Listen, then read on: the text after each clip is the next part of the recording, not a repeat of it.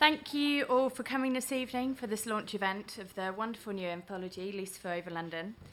This event is being held as part of Swirl of Words, Swirl of Worlds, a partnership project between Peer and Shoreditch Library that is continuing until 14th of August. The project celebrates the diversity and multilingualism of Hackney and explores the relationship between language and cultural identity through the lens of poetry, language, and contemporary art. There are three main strands to the programme. A poetry publication consisting of 116 poems from 94 languages, each one representing a language spoken in Hackney. The poems in the book were gathered by poet, translator, and language activist Stephen Watts, and 3,000 copies are being given away for free to Hackney Library members across the borough. There is also a hardback copy, which is this one, available to buy today by the bar for £25, and all profits go towards supporting the Swirl of Words project. The free version is also available by just signing up to be a member of Hackney Libraries, or if you already are, just pop into your local library and pick up a copy. There's also a multimedia group exhibition at both Peer and Shoreditch Library, exploring themes of the project. Both venues open tonight until 8 p.m.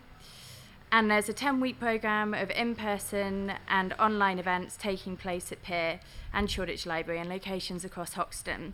All of these events are being filmed and are available on our YouTube channel, so if you've missed anything that's already gone, you can go to our website, it's all there, and this event will also be made available online. I'll now hand over to Kit from Influx Press, who will introduce Lucifer Over London and the authors speaking tonight. Thank you very much. Hi, thank you for coming. Thank you to Peer for hosting us. This is the book. Technically came out last year, and what happened last year was that some sort of virus occurred, and it meant that bookshops closed and books couldn't be sold in places. So we're going to have it in May. We're going to do a big launch event in Foyles with all the authors, and then that all went away. And then we delayed it to November, thinking everything would be fine in November, and then nothing was fine in November. And then, so we did a virtual launch, which is kind of, that was fine, but it's still virtual. And then Vanni, who is the big person behind this project, suggested we do something here. So I'm really excited that we've been able to get a live event together, and also to meet some of the authors who I've just known via email for like the last 18 months. So that's been really, really nice. So this was first published in Italy in Italian, and Vanni was behind the project. And I think it's appropriate that it was done in Italy first because, well, England seems to come second to Italy in a lot of things at the moment, including this book. I'm really pleased to be publishing these authors who, in my head, are very prestigious, and when you put them all in one book, it makes a really wonderful volume. So we've got Saleh Addonia, Chloe Aridjis, Vanni Bianconi, Viola di Grado, Xiaolu Guo, Susanna Moirera Marquez, Joanna Walsh, Zinovy Zinik, and photographs from Wolfgang Lerner. I think the book looks at London in ways I haven't seen London be looked at before. The concept behind it, which I'm sure Vanni can expand on a bit, is of people who arrive as adults to London and are writing about their experiences or their understanding of London and of Britishness, I suppose, through a lens of being other. But I find it really exciting that it's done with this focus on language, and yeah, it's just different to some of the stuff we've published before, which is London-focused, which tends to be around kind of architecture or space. This is much more about what you hear and what is said, so it's very exciting in that regard. We have copies of the book. If you go through the gallery and out the back, that's where we'll go after people have finished talking. There's drinks out there and stuff like that, so we'll have a sort of shindig after that. If there are any questions at the end, we can either do a kind of put your hand up thing. If people aren't bold enough to do that, we can then just be out there and you can just go up to the authors and ask them in person. I'm sure they won't bite. Anyway, the format will be that one of us stands here talking whilst the other person is silent, and then receives a question from the person next to them, and then I'll answer that question, and then the next person will stand up, and they will then turn the question back to them with a new question, and hopefully there'll be a kind of sequence of things to talk about to do with the book. So Vanni, who, as I said, is the kind of mastermind behind the project, I'm going to ask you, when you conceived of the book, what did you imagine an Italian audience would get from reading it? And now it's out in London, what do you sort of see a London audience getting from the book? Do you think they're two different things? And yeah, so as an Italian living in London, I guess you can see how both would be received. Does that make sense? Yeah. Okay. Vanni. Thank you, Kit, and thank you to the Peer Gallery. More than the man behind the book, I think I'm the book behind the book. This project started with a small book I published, written half in English and half in Italian, then translated into English. This book is called London as a Second Language.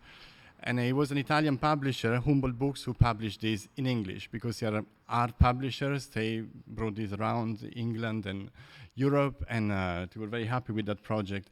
And they asked me if this book could be like a trigger for a series of similar texts. And so I suggested a number of writers who live in England, actually live in London, but most of them, everybody except one, are not English.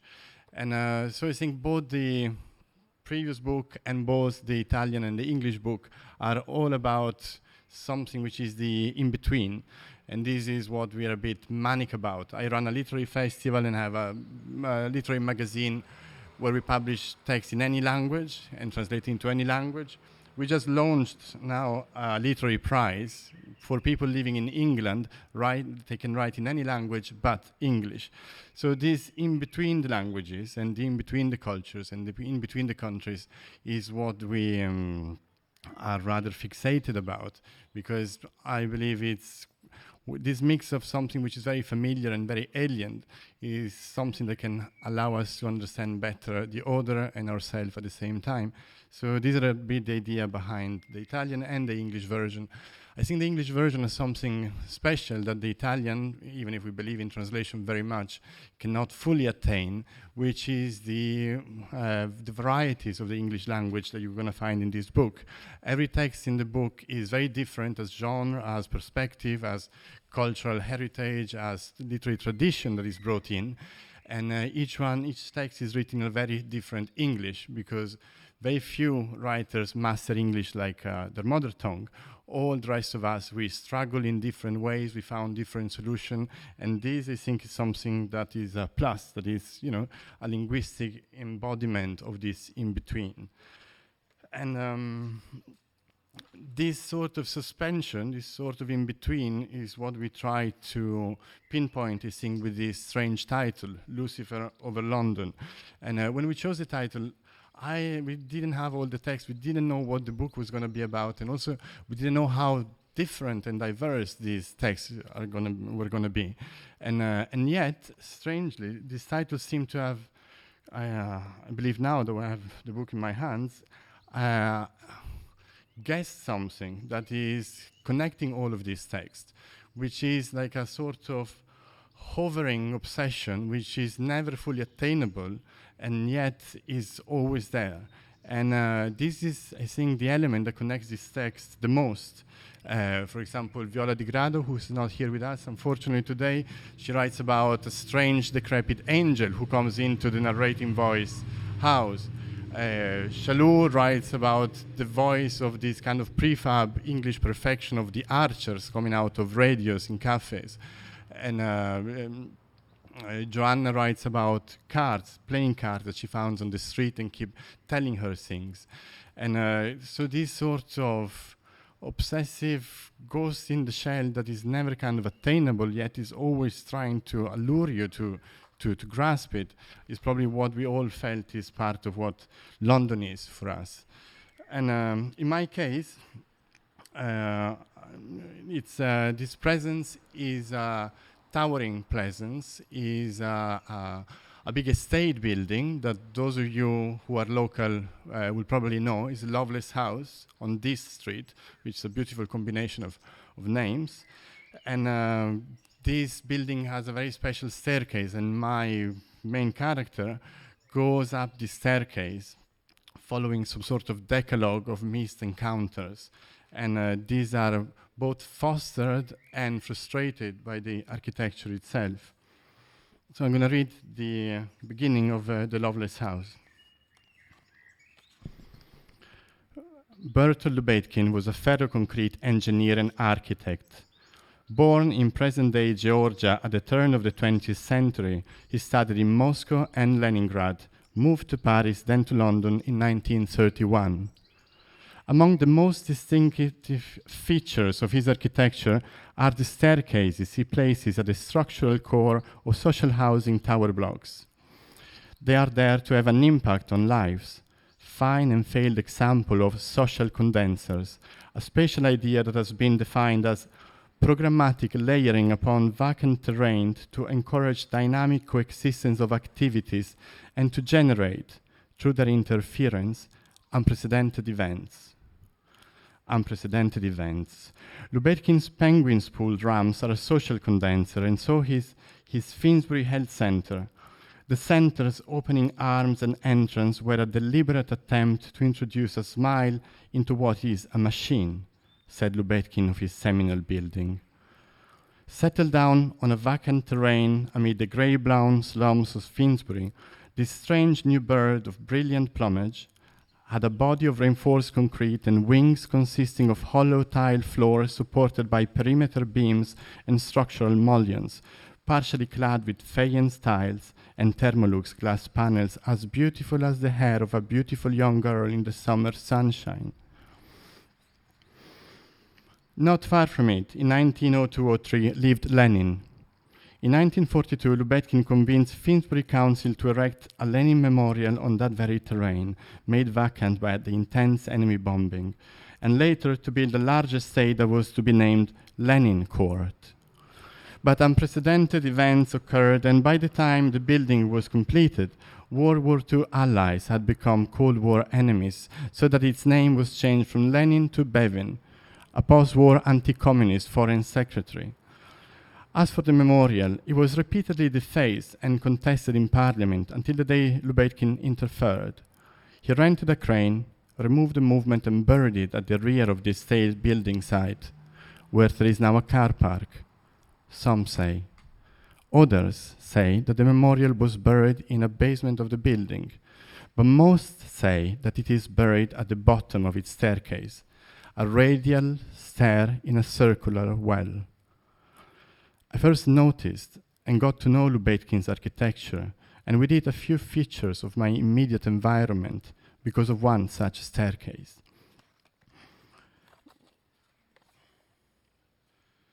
So then the presence, the ghost in the shell in my story, floor after floor, will take the form of voices and languages, as Keith said.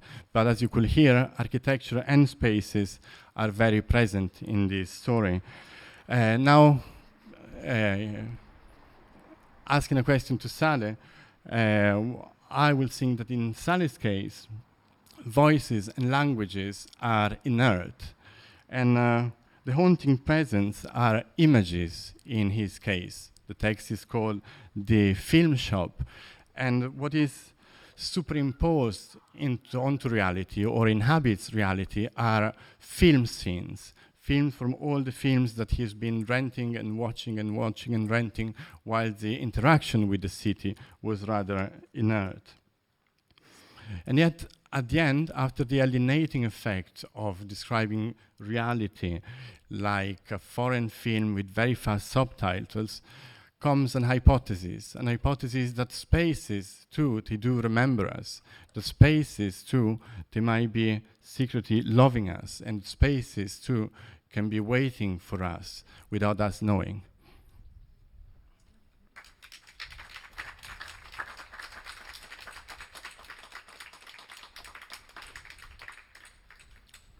Films do not end with the word "the end" on black screen.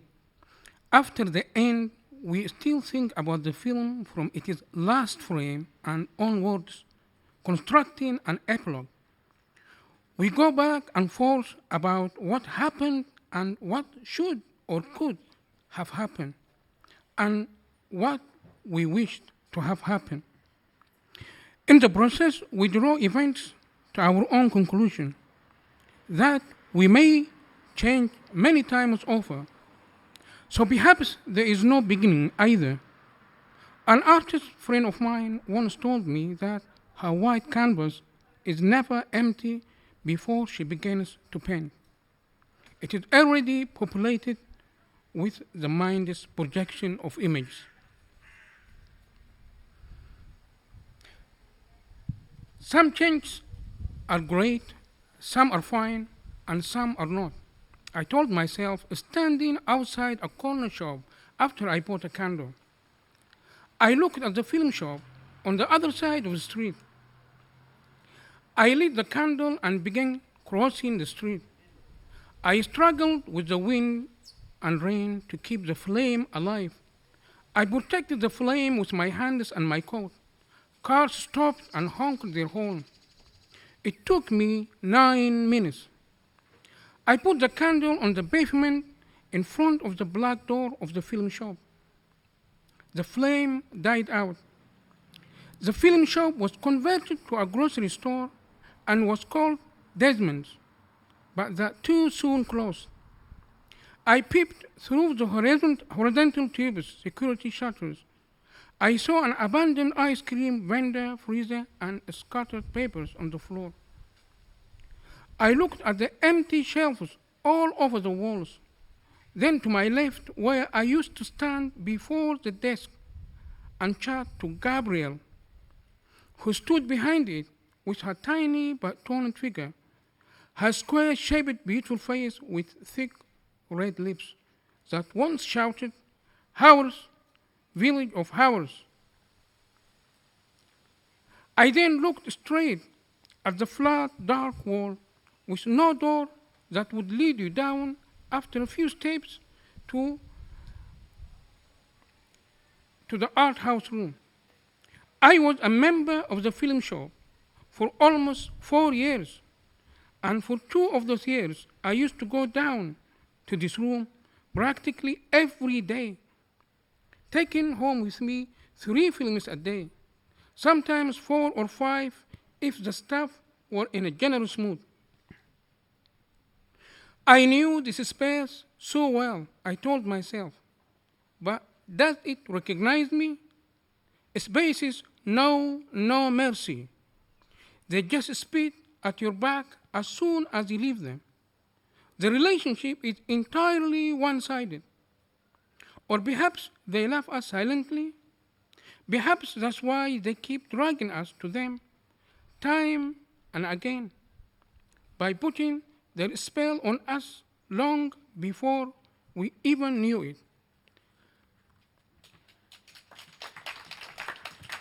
So I wrote this, kind of it's a hybrid, kind of a story, an essay. It's about a period of my life, and where I used to watch actually 3 films a day, for a couple of about 3 years, and then, so it just, the film shop became part of me in a sense. And the story is written in fragments manner, like fragment. And we don't really know what's the fiction, what's the real. He's basically, in a sense, thinking like, the character becomes the films he watches, where in the other sense he becomes cinema. And then, it also was written to homage to the film shop and to the cinema, the character he loves. There is one thing I mentioned earlier, it takes the character, he crosses the street, it takes him over about 9 minutes. And the scene is basically what inspired from Tarkovsky film, where we have a character there, basically the main character is called, actually, the film called Nostalgia. So he crosses the film, he crosses an empty pool, a swimming pool, and it take him 9 minutes, and the shot is a tracking shot, so he cannot make any mistake out of it, and he has to cover this flame. So my last act, I mean, it is my last fragment in the story.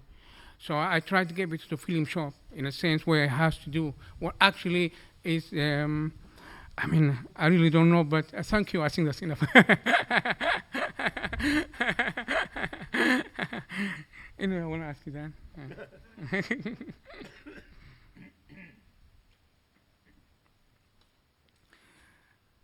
I want to ask you, like, in your essay, you talk about the imaginary space divider, prime, meridian, in terms of geographical space, or rather a physical space, that later you develop those terms, interestingly enough, into one's private meridian, or perhaps an inner space. Can you please take us through this inner space? It's a big philosophical question, and I don't know. It's just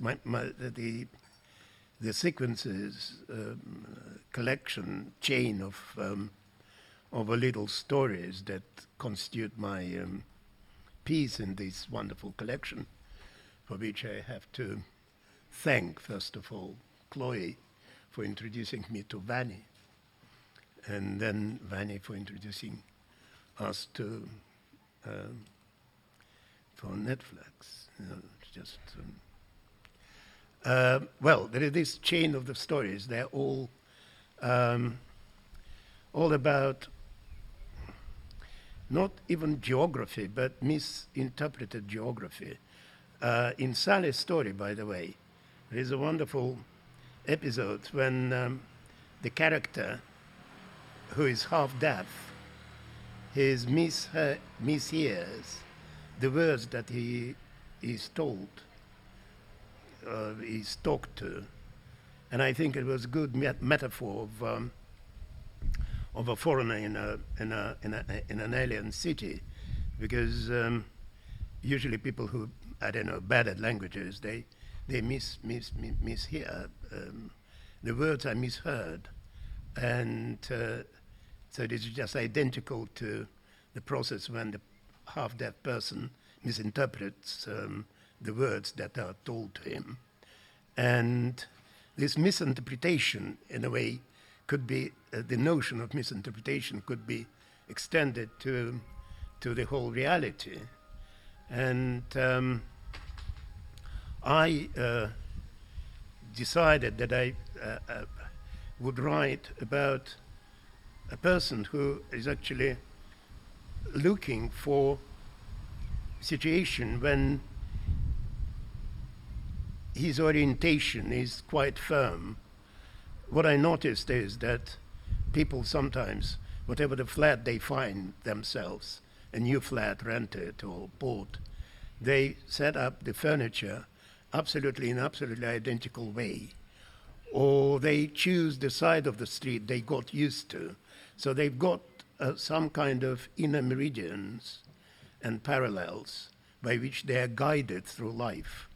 And when this inner map, inner cartography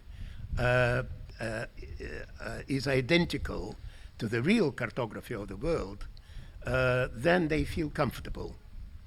But eventually you realize that it's this sense of comfort is a sense of inner identity. And we live actually in a wonderful city where you actually could be anyone, and the people confuse your identity.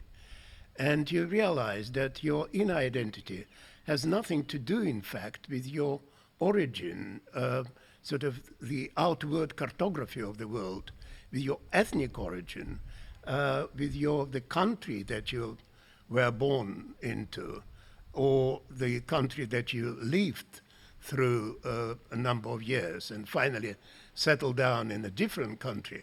What I'm saying is that it's like this inner identity, inner cartography is something like your accent.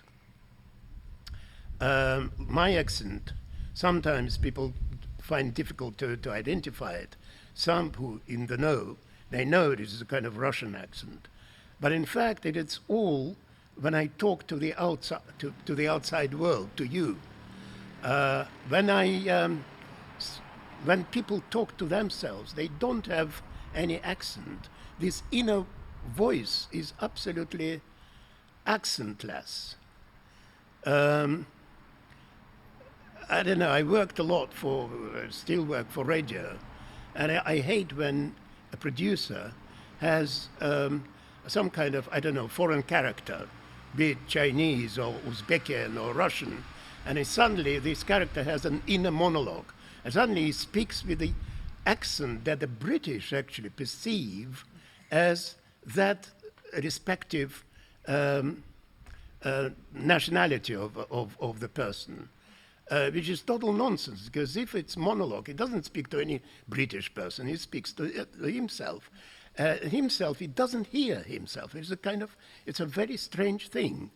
Like this self-identity, like this inner cartography. So to answer Saleh's question, I don't know. I don't know what is inner space, space where I feel comfortable. I think the space where I don't feel any cartography. I don't feel any parallels or meridians, where I forget about the borders. And nobody would actually would identify me as a kind of belonging to a certain tribe, because the modern attitude, as we know, specifically during the last few years, is to insist that ethnic origin of the person is actually dictates all his mode of thinking, his philosophy of life, and mode of living, basically, which is total nonsense, of course, as I would insist. And so the stories, I mean, you should read it. I don't want to read anything. Do I have a couple of minutes more? I would rather tell you, to illustrate what kind of stories are contained in my piece, called My Private Prime Meridian, by a little anecdote that I didn't include that for the sake of, I don't know, limits of the size of the contribution that I was told about. And the story is again about definition, who belongs to where, and how, and it's about a little club that 3 prominent writers set up. It happened many years ago, about 3 decades ago, and these 3 London writers, they set up club in Fitzrovia, in a pub upstairs, and I was invited, and I went for about a few months. I was attending it for some time. I was participating in a kind of quiet discussion, but I realized that there were about 10 writers present, and I found that the writers are very boring people, actually. When they get together, they talk mainly about mortgages and advance payments, etc., and publishers, because, I don't know, they don't tell stories, because they're afraid that somebody would steal from them. I don't know. But it's just eventually I found that it's rather boring gatherings and stopped coming. But then, after almost a year, I passed through Fitzrovia, and I remembered about this gathering, and I come up the stairs, and suddenly I saw the big room packed, really, with people, packed. And everyone is talking and flirting and discussing something.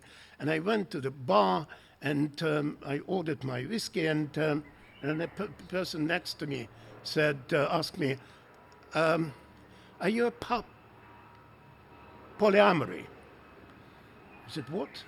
It was about 30 years ago. I wasn't that sophisticated as I am now. Are you a polyamory?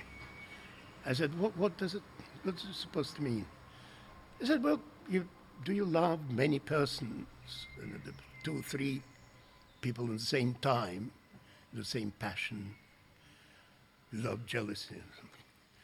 I said, oh, you mean like, I don't know, novelist? I'm partly a novelist. I mean, like, you know, Flaubert said, I don't know, Madame Bovary, c'est moi, but at the same time, he loved all other characters, and Tolstoy, Anna Karenina, c'est moi, but there is Mr. Karenin, he loved him as much.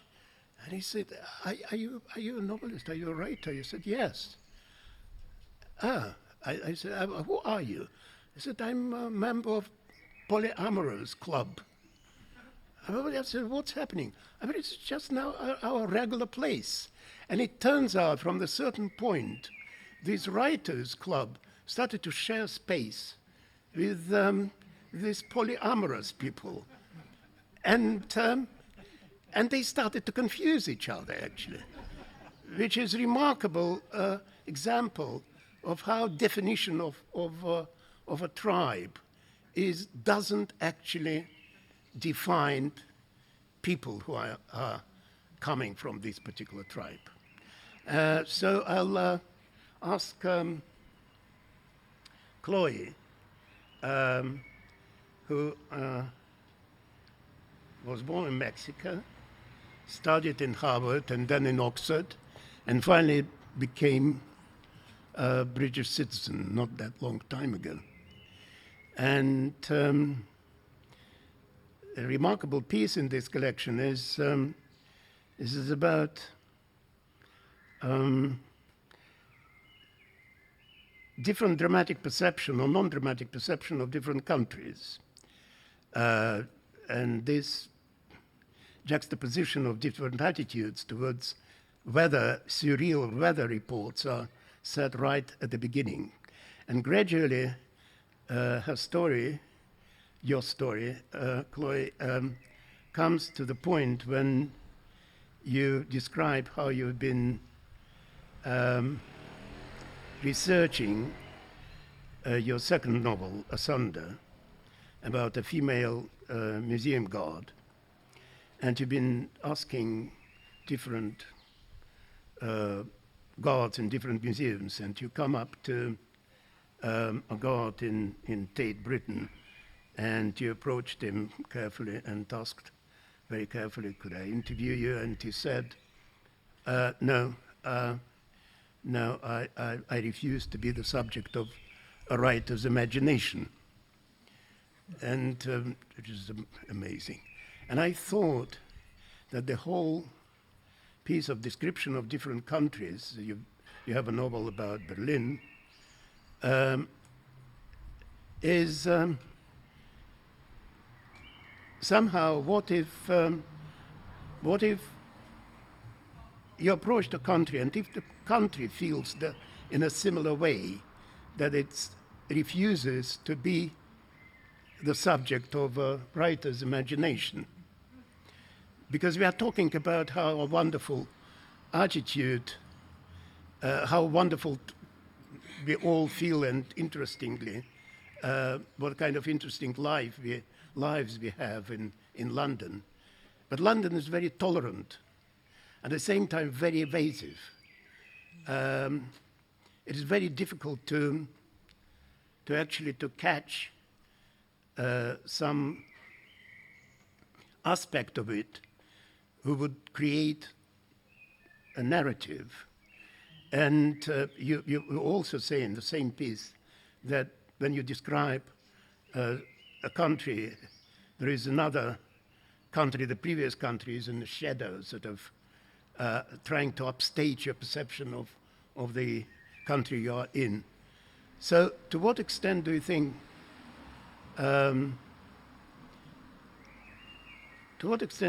it's difficult actually to write about England?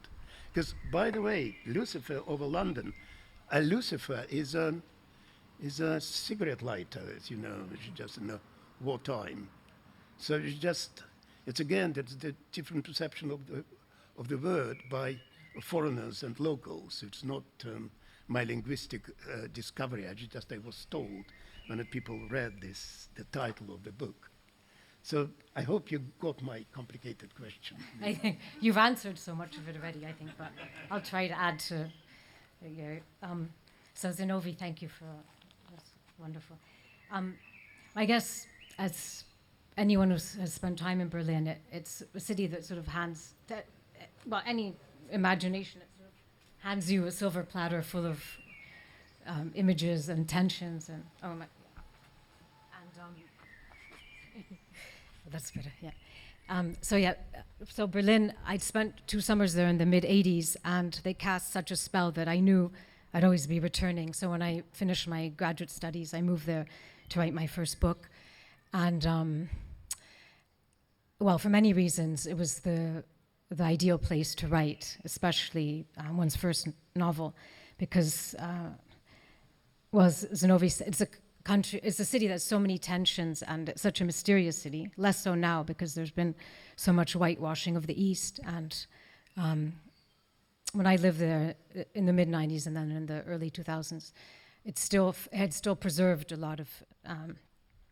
There was still this dualism that's one feels is vanishing. But and then also, of course, just living in a language, even though I speak German, but it created 1 or 2 degrees of remove.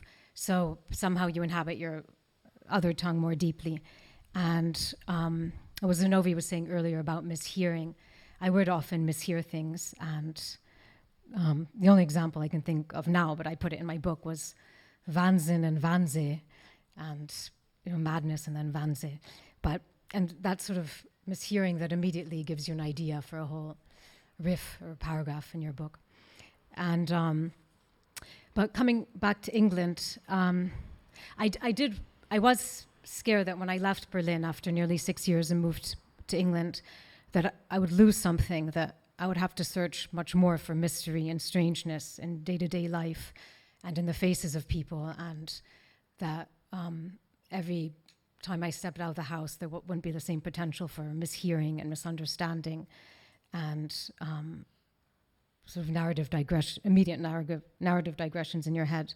But I also welcomed the challenge, and so when for my second novel set in London, but I decided very much on setting it one of my favorite places here, which was the National Gallery, which became sort of a microcosm for me of London, and again, just sort of finding the sites of tension within that space and trauma. So I thought of the suffragettes, and so of course in any city there's sites of trauma and tension, and not as visible as in Berlin, not as palpable, the tension.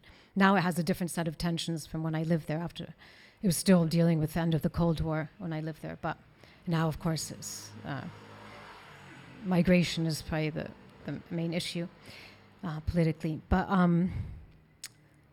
maybe I'll read now, because I'm not as good at riffing as Zinovy. But so I'll read the opening he mentioned. Which I thought about when you've read a lot of different literatures from different countries, a lot of it in translation, but inevitably each country sort of creates its own mental weather in your head. So I thought of sort of an imaginary weather report on a few countries. So Germany. So my piece is called Notes on the Weather. Germany.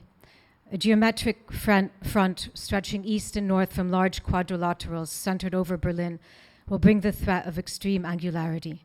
Damaging fractals, torrential axioms, and even isolated zeros will be possible from Cologne down into Bavaria. France. Vigorous symbolism will continue to bring threat of shipwreck and heavy mermaid showers in several locations. Hungary. A Cimmerian front stretching east and north and giant owls hovering over Budapest will bring a rash of ancestral thunder, intermittent candlelight, unidentified accents, and even isolated bluebeards will be possible from Vach down to Hodomosova Sarrerli. Mexico. High pressure from underground will create significant craquelure throughout the country. Increased moisture in the south will lead to expansion and contraction depending on temperature. Spiral cracks in the north due to extreme tension on surface, corn ear cracks in the southeast due to sliding pressure, Meanwhile, a white powdery front moves in from the southeast towards the north border. This is the cocaine, I've seen that. Russia. A suprematist front will be stretching from northwest to southeast with heavy abstraction bringing possibility of aesthetic purity. Black spells, chromatic silences, and occasional reign of wolves will be experienced from St. Petersburg to Vladivostok. And then there is England, my home. Because I live here, the weather feels more prosaic, as do its weather reports. One searches for allegory, but it hides behind a cloud. Its signs not readily open to prediction or interpretation. A constant game of chance between the sky and the umbrella. My report, therefore, remains abstract. England. A strong, low poetic system will lead to metaphor and potentially damaging similes across England today. The strongest metaphors will occur on the southwest side, where they could gust past their reference at 60 kilometers per hour. Allegory totals upwards of 2 centimeters can be expected. Yet once, long ago, the country, or rather my idea of it, represented something more tangible and concrete. And then I just go on my essays basically about how I think about the hold London has over my imagination. It's very different from Berlin, and I realize I go back to the London of the 80s where I visited many summers with my family, and the music I listened to, and the goths in Camden, and the much more bohemian atmosphere it seemed to have at the time, much less corporate.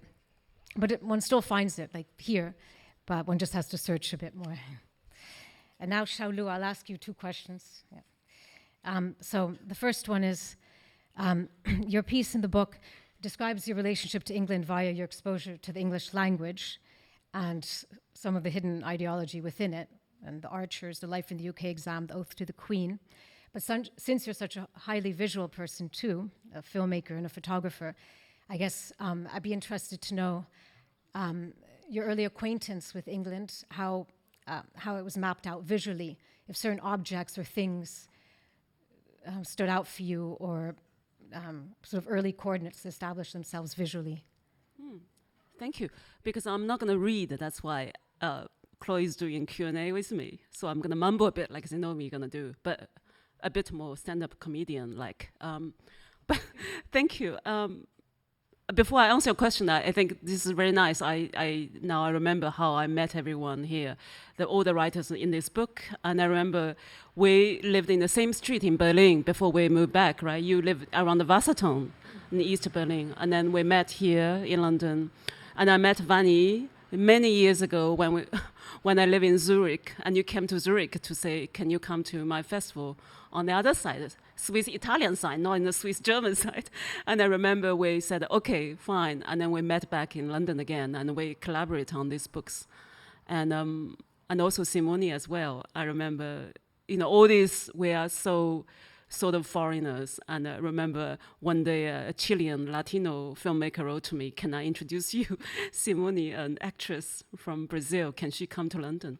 And just all these people, from all over the place, and then eventually met here. And Zinovy as well. I think when we met, we talked about Russia, China, passionately and angry and crazy, and now we're all here. So, but sadly, we met later on, right, from Vanni. So that's really strange memory, because we all said, are we going to stay here after Brexit? And we're all still here every day. So answer your question, so visual. Strangely, England and London was and is still the last place I can visualize, because it's so much like a maze, the whole structure of the streets and the housing estates, and there's a little Victoria house and the Georgian house. I found it very difficult to visualize London in a cinematic way. And even though I did make a film called Late at Night, Voices of Ordinary Madness, and you can imagine the late night, the madness, the whole, I think it's ungraspable that the city and this country, because the multitudes of the lives and the narratives and the political voices, and especially the last few years, the divided voices. I almost thought might be able to visualize US, maybe in a cinematic way, maybe even a bit easier, dare I say. I always found it very difficult to make a film in England. And as you, Chloe, you made a film here very cool, strange films. And I think we end up doing things in the sort of in these labyrinths, and politically as well. In such a moment, I think, it does affect our writing and our filmmaking. And especially, I think, as a filmmaker as well, I know I didn't make any film last 4 years now, I think, since Brexit, with funding resource. And thanks Gareth in the back, he was always supporting me. And the next time, you got to support again. So I returned to writing really just the last few years, just didn't make film, and I was very intensely writing and revising, and sort of tried to pin down a book based on this Britain in the European environment, even though we are out, but we are here. Yeah. Oh, and I guess my next question, which I think I know you've written about it, but one's always curious to still ask you again, is how much translation still goes on in your head, and how much do you think in English, Chinese? Yeah, good question, because like you grew up in Holland or in New York, Mexico, and then so all these languages, and now you write in English. I think I always say we are from far away. We're from different alphabet. We are not from alphabet. As Chinese, we're from pictograms. We're from ideograms. We're from imagerism. So when you write, a word is an image, and therefore the Chinese writers, we wrote small, concise books, and in the translation will be 3 times more, or much bigger, because the translation going through the alphabetical process to reimagine the images in the Chinese language. And I think for me, I don't know how you process the linguistic difference from Spanish to English, and indeed, what kind of language in your thought, or is it thought language, which is that maybe nothing to do with our verbal language. But I think in my case was this very layered confusion and self-translation going on through my writing, because I was in China for 30 years. I've been living in China for 30 years. So when I came over, already not a young writer. So I guess the transition is almost like middle-aged writers start writing in another a European language, which has nothing to do with pictograms. And I think the translation is a deep one, is a self-translating. What do we do when we write metaphors? The Chinese metaphor is purely picture-based or folk-based. How do I translate the images in Western language? And I think that deeply it's more like I'm constantly building this bridge for myself to cross in order for the reader to cross. Could you give us an example of how would you translate a metaphor? So, for example, if we say two people love each other, in the pre-Mao time, the idiom is this: we love each other just like water, 鱼水相融, so fish and water being together. So, but you don't say the first part, we love each other. You only say 鱼水相融, so fish and water together, to indicate something to do with that word. That word should never be pronounced. But in the post-Mao time, we use that word, idiom, 鱼水相融, meaning soldiers and the peasants love each other just like fish and water. So 军民, so armies and the peasants, right? But how do we translate that? So if I write a story, about that lovers' relationship, then I need to be very careful, because I think the connotation will be the communist one or the feudal one. So, and indeed, I cannot use that metaphor anymore. So then I pick up an English metaphor, which is, is it from Victoria time or is from modern days East End metaphor, something equivalent. But I think the journey of the writing the sentence is encountering all this kind of very practical, but also deeply cultured, embedded, coded translation. And in a way, it's unbearable process because you lose freedom. You lose flow, and I never encounter any second of flow in my English writing life, and I think I do miss that, and I think do miss that deeply. Even when I read an English language book, is I never had a flow, and it's almost like reading has been no longer a pleasure in my life. Since I moved over here, 19 years ago, reading has been a torture and a suffering. And this kind of translation process, each sentence I stop, I go to check the metaphor, all what it means really in the background or from the history. Something like that. Is it good? Yeah. Okay. Very good. Okay. Okay. So I think it's my turn. Thank you, Chloe, to introduce our next writer, Susanna, who is from Portugal, but she's not here. In this plagued country, she can't come, wise of her. But instead, I will introduce a beautiful Portuguese language actress, Simone, to read Susanna's text. And please, go ahead.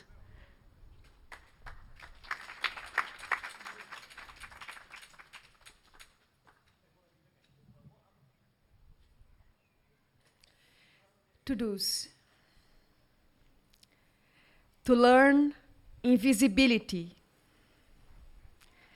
to strive for it, to blossom in it, because no one is looking.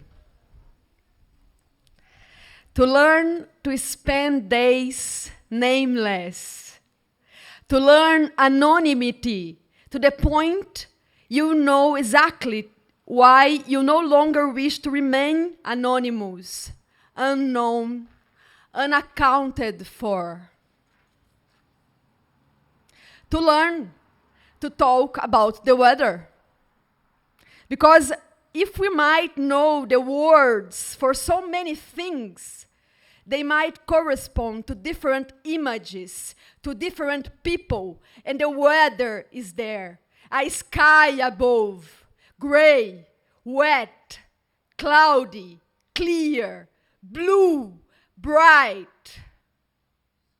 To learn to speak by increments, each time revealing a bit more. To learn to make a fool of yourself. Since you have come this far anyway. To learn to be disdained for your foolishness or admired for it, since it can so often mean that you are daring.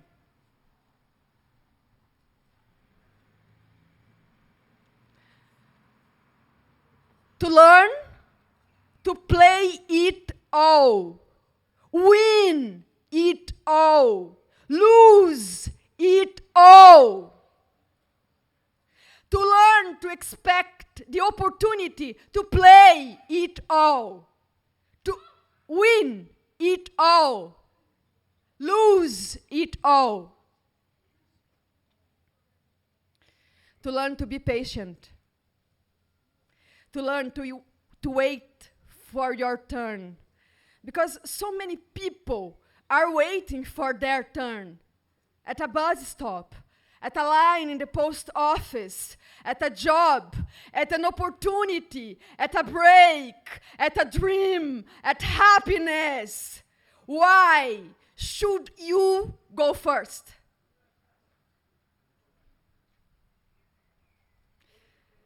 To learn kindness in the face of distress.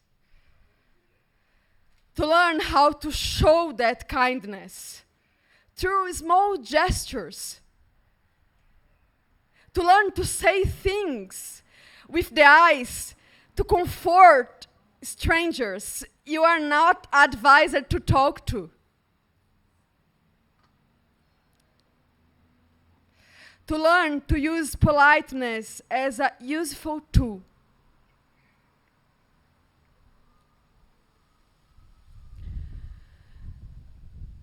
To learn to keep it real in a scenery that's too often part of fictional narratives or historical narratives so far-fetched that they might as well be fictional. To learn to resist the temptation of following the parallel story, the unlived story, the what-ifs of life. To learn to love a neighborhood, or just a street, or even just a bit of a street, like people love a small town or a village. To learn to love protectively, defensively, and always fiercely, as if your honor depend on it. To learn to love old-fashionedly, to say, I will commit to love this neighborhood, this Hoxton Street, or even this tiny bit of Hoxton Street, for as long as I may live here, no matter how little time in this fast-moving world.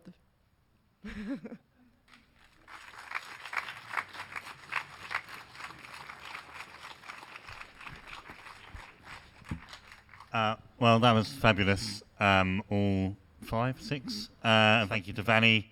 Thank you to Chloe. Thank you to Xiaolu. Thank you to Zinovy. Thank you to Saleh. Thank you to Peer as well. And thank you for coming.